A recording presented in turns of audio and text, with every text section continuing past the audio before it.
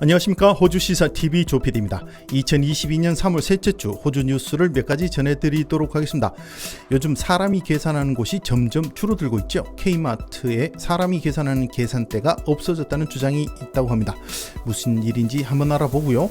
홍수로 피해 입은 지역에 연방정부의 현금 지원이 이루어지고 있는데 이것이 자유당 지역구에만 주어지는 게 아니냐는 불만이 나왔다고 합니다. 뉴사우스웨일즈 주 수상의 등려 소식도 있고요. 넷플릭스가 계정 공유를 막겠다고 발표했다는 소식도 있습니다. 이것 말고도 더 많은 소식들이 있으니 기대해 주시고요. 자, 이제 바로 시작하겠습니다.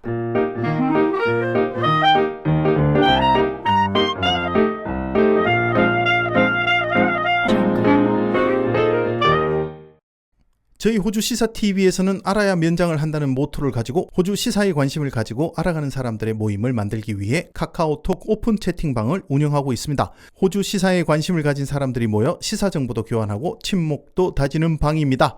카카오톡 오픈 채팅방에서 호주 시사TV를 검색해서 오십시오. 비밀번호도 자격 조건도 없습니다. 오셔서 같이 면장되어 보아요. 지금 56분 정도가 계시는데요. 목표는 150명입니다. 관심 있는 분들의 많은 참여 바랍니다. 150명이 넘으면 더 이상 안 받아요.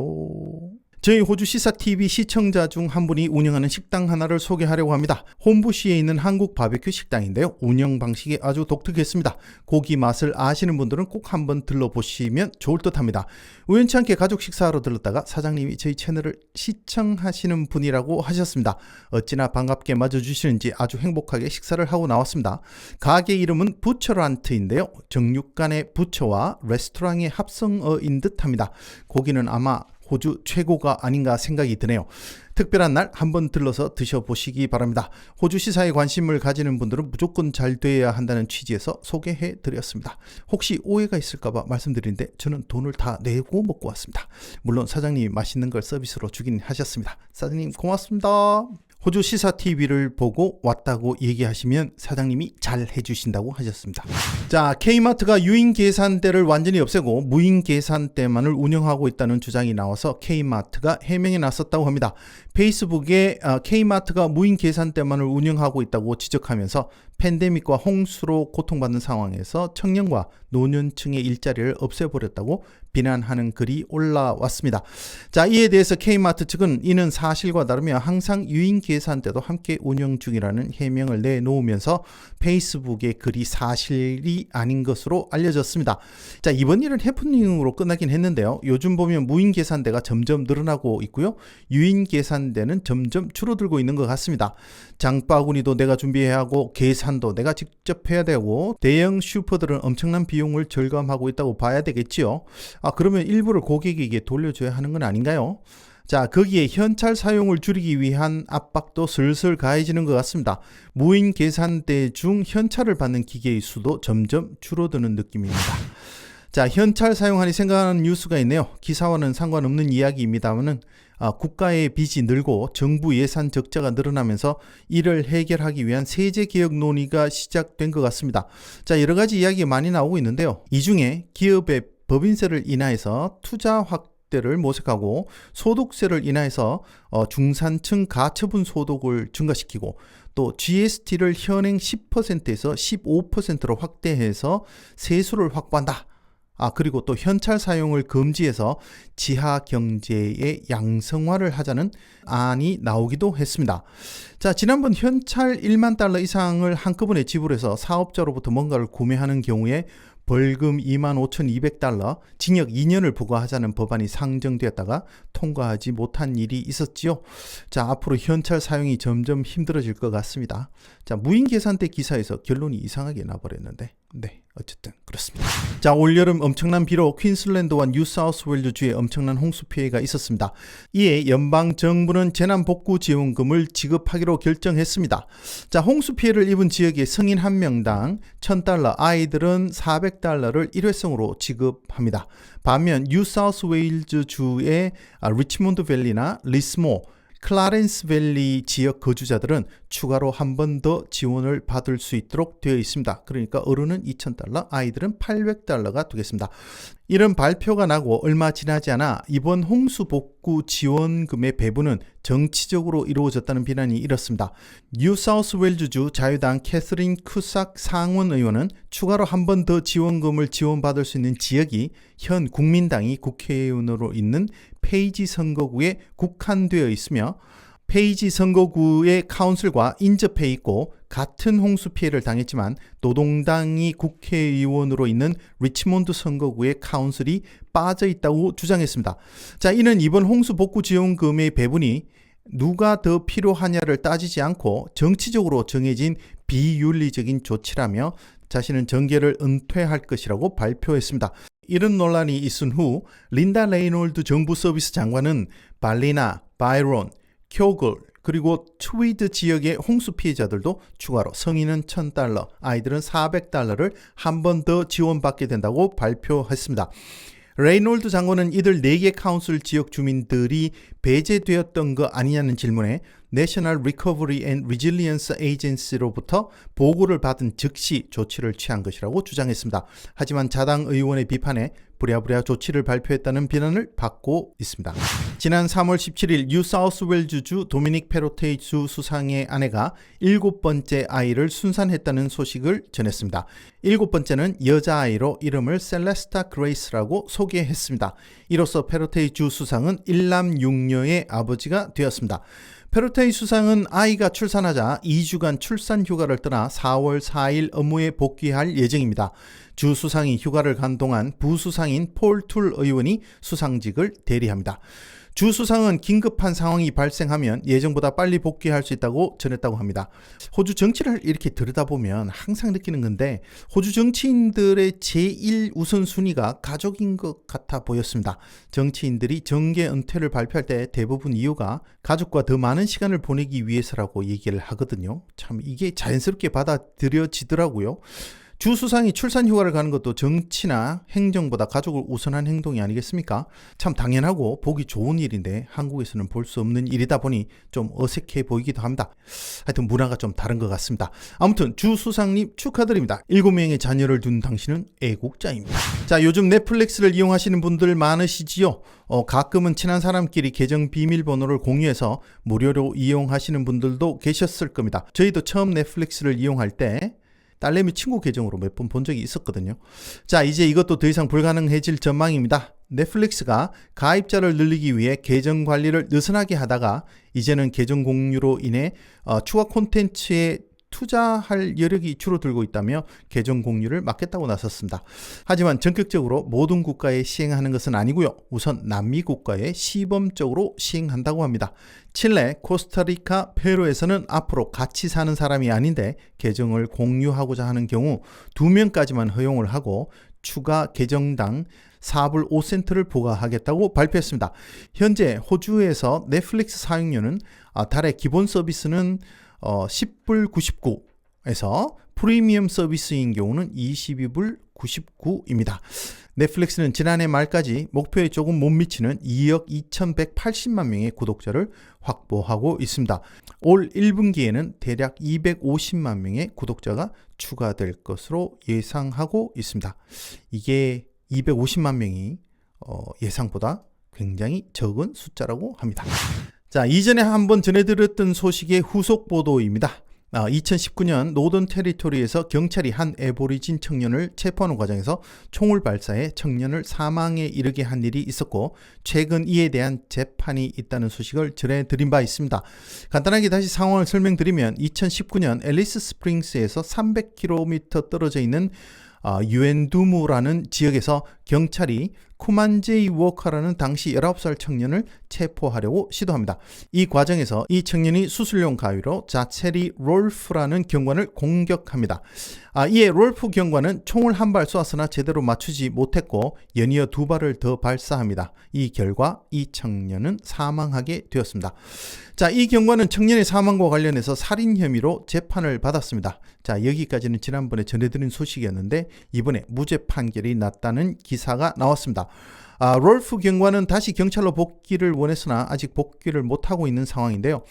사망한 워커 씨의 가족과 지역 주민들은 판결에 불만을 표시하고 있는 상황입니다. 자, 무죄 판결을 받았으나 이후 청년 사망 원인에 대한 조사가 추가로 진행될 예정이라고 합니다. 판결 이후 진보 미디어에서는 이번 재판에서는 언급되지 않았던 과거 3명의 애보리지널 남성과 아이를 체포하는 과정에서 보인 폭력성과 지인들에게 보낸 메시지에서 이 지역에서 활동하면서 특별한 룰이 없다고 한 것을 들어서 이번 판결에 허점이 있는 건 아닌지 지적을 하고 있고, 보수 미디어에서는 과거 폭력성을 보인 청년이 경관을 공격해서 정당방위를 한 것인데 뭐가 문제냐며 다른 시각을 보이고 있습니다. 자, 이 문제는 애브러진과 백인 경찰의 문제로 비화되지 않을까 걱정입니다. 시드니 서부에 있는 한 초등학교에서 학생들이 4시간 동안 격리되는 일이 있었습니다. 시드니 서부 펜리스 근방에 있는 웰링턴 카운티 퍼블릭 스쿨에서 정신 이상의 한 학생이 난동을 부려 학생들이 4시간 동안 교실에 갇혀 있었던 일이 있었습니다. 갇혀있던 학생들은 화장실을 가지 못했고 소변은 양동이에 봐야 했다고 합니다. 해당 학교는 이 소식을 접하고 화가 난 학부형들로부터 엄청난 비난을 받았습니다. 학부형들은 아이들이 4시간이나 갇혀 있어야 할 정도로 심각한 상황이었으면 경찰을 부르거나 전문가의 도움을 받아 해결했어야지 아무런 조치도 취하지 않고 애들을 마냥 가둬두면 어떻게 하냐며 분통을 터뜨렸습니다. 학교 측에서는 교직원과 학생들의 안전을 위해 취한 조치로 격리는 약 2시간 정도 되었다고 주장했습니다. 하지만 학생들이 부모에게 전한 바로는 최고 4시간 정도 격리되어 있었던 걸로 알려졌습니다. 이 소식을 접한 미디어가 교육부 장관실에 사실 확인을 위해 연락했으나 장관 사무실에서는 그런 일이 없었다고 하는 바람에 장관이 아주 곤욕을 치렀습니다. 세라 미첼 교육부 장관은 이 학교에서 벌어진 일은 절대 이해할 수 없고 일반적인 절차를 따르지 않은 것이라고 지적했다고 합니다. 시드니 하버 브릿지가 90번째 생일을 맞았습니다. 이제 10년만 더 있으면 100년이 되네요. 자, 이번 하버 브릿지 건설 90주년을 맞아서 여러 행사들이 벌어지고 있습니다. 트랜스포트 뉴 사우스 웨일즈 웹사이트에 가보시면 많은 행사 정보들이 있습니다. 자, 어린 자녀가 있으신 댁에서는 시간 내서 아이들과 함께 행사에 참여해 보시면 좋은 추억이 되실 것 같습니다. 자, 하버 브릿지에 관련해서 몇 가지 팩트를 전해드리도록 하겠습니다. 시드니 하버 브릿지는 별명이 하나 있죠. 바로 코트 행어입니다. 코트를 걸쳐놓는 옷걸이라는 이야기인데요. 그 생김새 때문에 붙은 별명입니다. 하버 브릿지는 1932년 3월 19일 오전에 공식 오픈을 했는데요. 오픈 행사가 있기 바로 직전 우익 극단주의자인 프란시스 디 그루트라는 사람이 말을 타고 군중 속에서 튀어나와 칼로 리본을 자르는 일이 있었다고 합니다. 왜 그랬을까요? 궁금하네요. 자, 하버 브릿지는 1923년 건설을 시작해서 8년 만에 완공했으며 공사 기간 동안 1,400명이 고용되었고 이 중에 16분이 안타깝게도 공사 중에 사망하셨다고 합니다. 자, 2차 세계대전 당시에 하버 브릿지를 폭파하는 계획이 세워진 적도 있다고 하는데요. 1942년 일본이 침공할 수 있다는 두려움에 떨고 있을 때 호주에서 연합군을 지휘하고 있던 더글라스 메가드가 적이 시드니에 도달하면 하버 브릿지를 폭파하는 계획을 세운 바 있다고 합니다. 자, 하버 브릿지 건설 당시 기적적인 일이 일어나기도 했는데요. 1930년 빈센트 켈리라는 노동자가 공사 중 미끄러져서 55m 아래 바다로 떨어졌습니다. 그런데 갈비뼈만 부러지는 부상을 입고 생명에는 지장이 없었다고 합니다. 자, 이를 기념하기 위해서 스페셜 메달이 주어지기도 했다고 하는데요. 그 메달은 박물관에 전시되어 있다고 합니다. 자, 하버 브릿지는 길이가 504m, 높이는 134m의 세계에서 가장 큰 철제 아치 브릿지입니다. 또한 세상에서 가장 긴 아치교 중에 하나입니다. 1932년 다리가 개통된 이후 다리의 성공적인 디자인을 누가 했는지를 두고 논란이 일기도 했습니다. 호주 엔지니어 존 브래드필드가 디자인과 공사를 관리 감독한 것으로 되어 있습니다만 다리가 개통된 이후 컨설팅 엔지니어와 하버 브릿지의 세부 디자인을 맡았고 프로젝트를 끝까지 마무리한 영국 엔지니어 랄프 프리메인이라는 분이 너무 간과된 것이 아니냐는 논란이 있었습니다. 자, 8년간의 공사 기간 동안 600만 개의 손으로 조이는 리벳이 구조물을 연결하는 데 사용되었고요. 다리를 페인트하는데 무려 27만 2천 리터의 페인트가 사용되었다고 합니다. 하버 브릿지 90년을 맞아 다리와 관련된 몇 가지 내용을 살펴봤습니다. 자, 하버 브릿지 하니 지난주 발생한 교통사고가 생각나는데요. 19살 먹은 청년이 차를 훔쳐서 달아나다 하버 브릿지에 접어들었고 맞은편에서 오는 벤과 정면 충돌을 해서 차가 전복되고 화재가 난 일이 있었습니다. 차에 불이 붙어 엄청난 화염과 연기가 멀리서도 목격이 되었고 하버 브릿지가 3시간 동안 완전히 통행이 차단되어서 교통대란을 불러왔었습니다. 도난 차량을 운전하던 청년은 사고 현장 주변 사람들이 차 밖으로 끌어내서 구조되었습니다만 구조될 당시 구조하는 사람들에게 끄지라고 소리쳤다고 합니다. 다행히 양쪽 차량의 운전자들은 생명에는 지장이 없는 상태이긴 합니다만 벤을 운전하던 30대 남성은 손과 발에 영구 손상을 입은 것으로 알려졌습니다. 며칠 후 애인과 함께 10주년 기념으로 타스마니아 여행을 떠나기로 되어 있었다는 소식이 전해지면서 주위 사람들을 안타깝게 하고 있습니다. 그런데 이번 주 이 사건과 관련해서 논란이 하나 있었는데요. 청년의 아버지가 자신의 아들은 무슨 일이 있었는지 기억을 전혀 못하고 있는 상황이라면서 난데없이 사람을 보호해야 하는 의무가 있는 경찰이 자신의 아들을 보호하지 못했다고 하는 황당한 주장을 해 사람들로부터 비난을 받았습니다. 경찰이 24시간 자기 아들 따라다니면서 나쁜 짓 하나 안 하나 지켜보고 있어야 한다는 주장인가요? 참 어이없는 일도 다 있습니다. 여기서 광고 하나 더 보고 가겠습니다. 자, 모든 한의원은 환자의 건강을 생각합니다. 그러나 시드니 새생명 한의원은 환자의 건강만을 생각합니다. 이거 만자 한자가 더 많죠? 한 글자가 더 많은 한의원, 시드니 새생명 한의원입니다. 저희 호주 시사TV 유튜브가 여기까지 올 수 있도록 함께해 주신 유병욱 원장님이 운영하시는 한의원입니다. 블랙타운과 스트라스필드에서 진료하고 계시는데요. 예약 문의는 0403-332-9765로 하시기 바랍니다. 진료는 의사에게, 한방진료는 유병욱 원장님에게 하시기 바랍니다. 최근 들어 유명인들이 젊은 나이에 심장마비로 사망하는 일이 생겨 안타까움을 주고 있습니다. 한 명은 지난주 많이 다루었던 호주 크리켓의 영웅 쉐인 원입니다. 또 한 사람은 노동당 연방 상원 의원인 킴벌리 키칭 의원입니다. 킴벌리 키칭 의원은 원래 52세였습니다. 키칭 의원의 장례식은 월요일에 치러질 예정인 것으로 알려졌습니다. 그런데 이 킴벌리 키칭 의원이 사망이 이상한 방향으로 논란이 되어 정치권에서 이번 한 주 이슈가 되었습니다. 이분과 관련된 기사를 쭉 따라가면서 드는 생각은 정치권은 정말 그게 진짜 아시겠죠? 이런 생각이 들었습니다. 장례식을 치르지도 않은 상태에서 정치권이 이분을 이용해서 서로 공격하는 소재로 삼고 있다는 것이 정말 비정하다고 느껴졌습니다. 자, 내용인즉슨 이렇습니다. 자, 이분의 성향이 노동당 내에서 우파 보수 성향을 보이시는 분이었나 봅니다. 좌파라고 해도 당내에서 더 좌가 있고 덜 좌가 있고 좌파인 듯 우파인 사람도 있고 그렇죠. 우파 진영도 마찬가지겠습니다. 아무튼 그러다 보니 이분이 당내에서 왕따를 당했다는 주장이 나오고 있습니다. 노동당 내 소식통과 자유당 의원들이 이런 주장을 내놓고 있습니다. 자, 한 가지 예가 나오던데요. 2019년 학생들이 기후위기와 관련된 시위에서 시민불복종 운동에 동참하는 것에 대해 지지를 표하자는 녹색당의 주장을 노동당이 지지할 것이냐 말 것이냐를 두고 당내에 논의가 있었습니다. 이때 키칭 의원은 지지하면 안 되고 상원은 더도 말고 덜도 말고 그냥 평화적 시위를 지지한다고 하자고 주장하고 나섰습니다.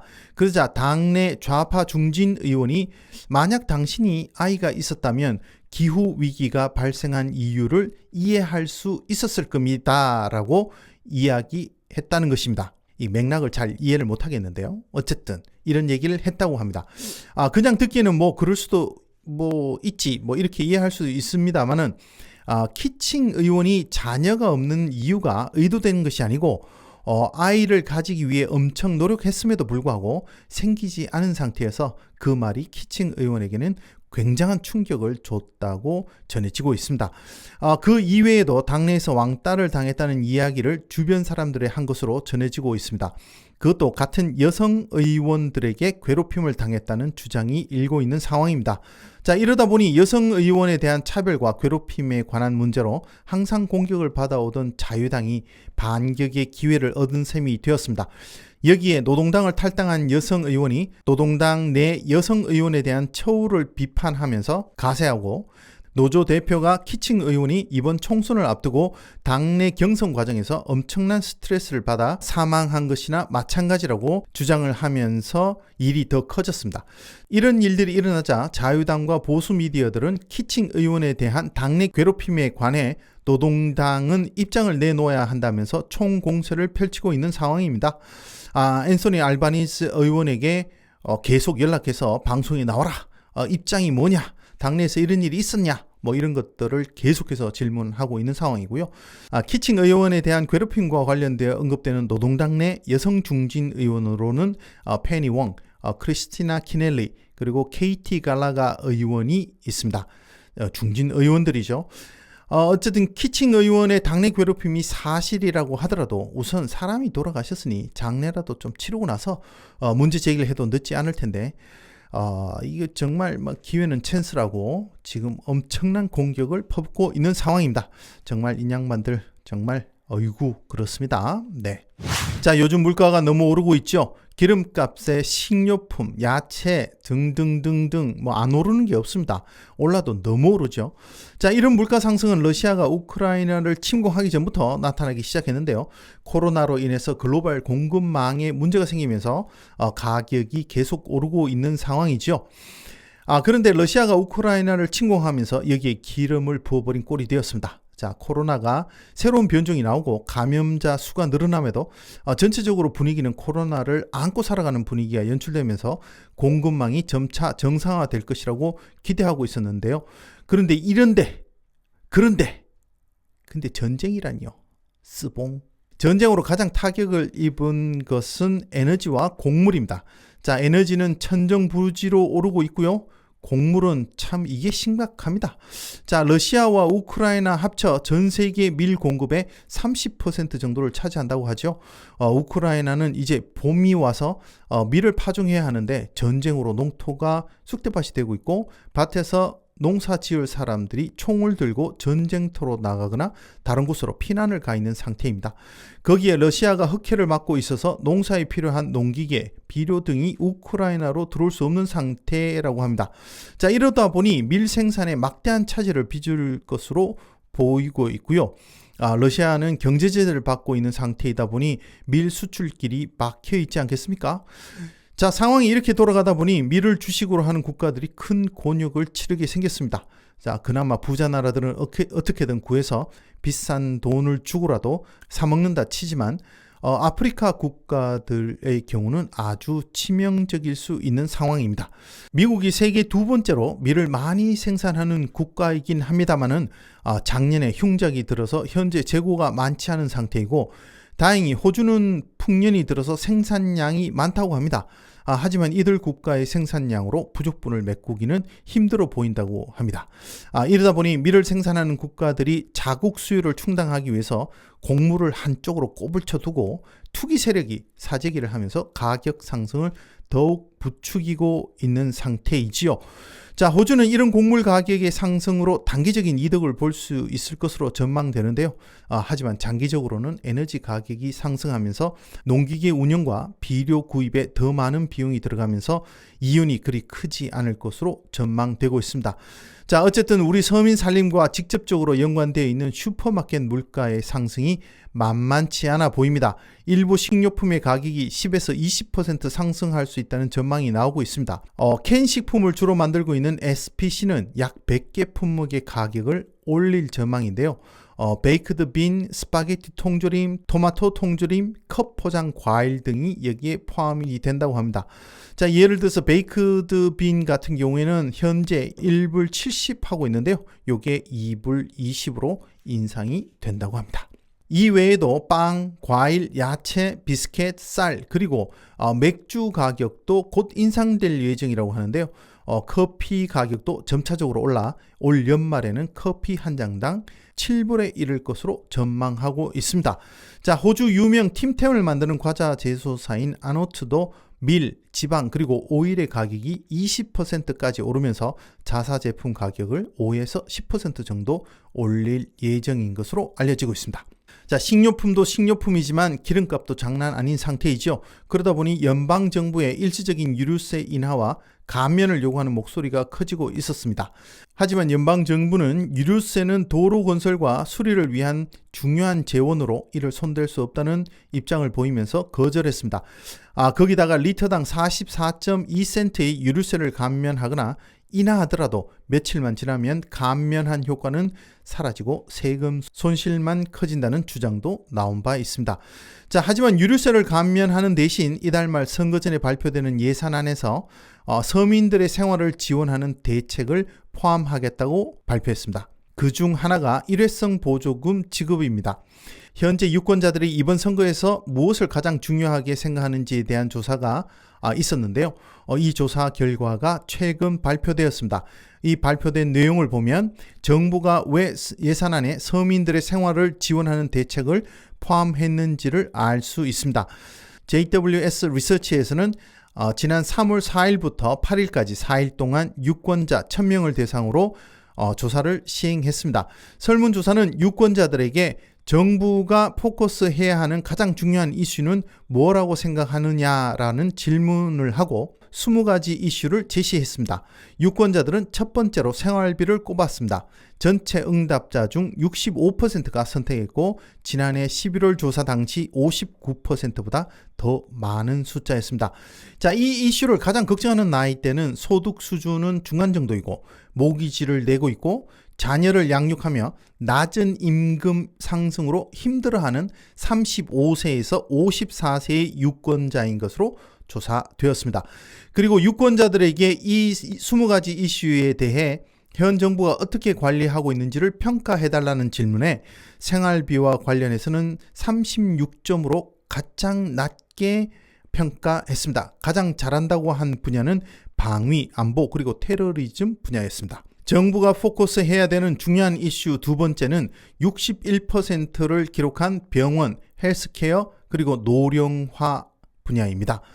그리고 세 번째는 경제와 재정으로 42%, 네 번째는 환경으로 42%인 것으로 조사되었습니다. 자, 경제, 재정, 환경이 동률이네요.